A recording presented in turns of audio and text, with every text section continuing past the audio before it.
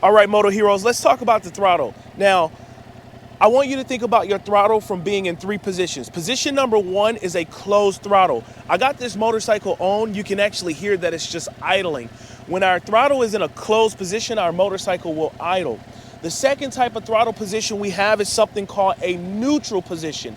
A neutral position is actually when the throttle is open, but it's not gonna cause the bike to either speed up or to slow down. So a neutral throttle is when we are on the road or in a turn and we have the throttle open, but the bike is not picking up the speed, the bike is not losing speed. The RPMs are not increasing, the RPMs are not decreasing. Think about a neutral throttle almost like a manual cruise control. Then the third throttle position we have is something called a open throttle. This is where the bike is actually accelerating, speed is increasing, and the RPMs on your tachymeter will be increasing as well. Let me demonstrate what that sounds like. Okay, Moto Hero, so right now, the first throttle position is a closed throttle position. Listen to the bike, it's just idling. The second throttle position would be what we call a neutral throttle position. So as I apply this throttle, notice that the bike's gonna just stay at one set RPM, and this will simulate one speed.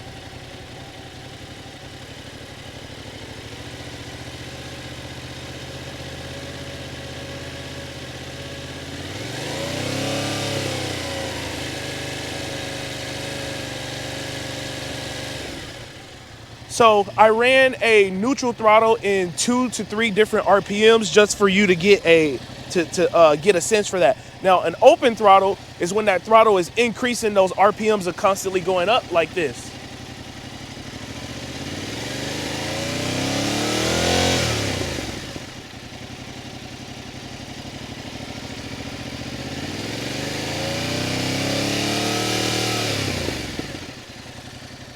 In the open throttle position, the RPMs were constantly increasing, and if we were actually moving, that would simulate the speed actually increasing. Okay, Moto Heroes, let's talk about our motorcycle throttle. Let me introduce you to some of the things that it can do and how we want to use it. So first of all, the throttle can actually change the geometry of the bike. It can also load that rear tire and provide us stability in the turns as well as on the road. So think about your bike as sitting straight like that.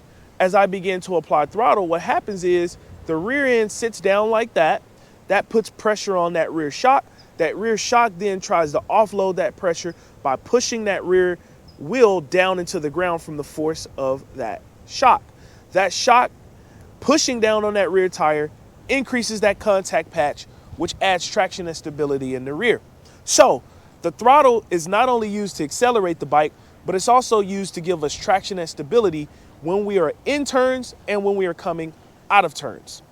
So how do we actually use this throttle? Well, we want to use the throttle like anything else on the bike. We want to be slow, smooth, progressive.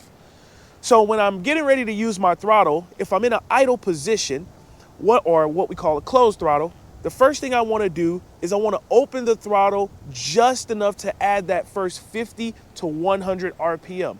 Once I have that throttle open, that rear wheel has been loaded, I am now good to go ahead and start increasing that throttle to get up to the desired speed, RPMs, and gear that I want to be in for the specific ride that I'm doing at that time. One way you can think about doing this, and you can even practice it, is just turn your bike on, simply like I did earlier.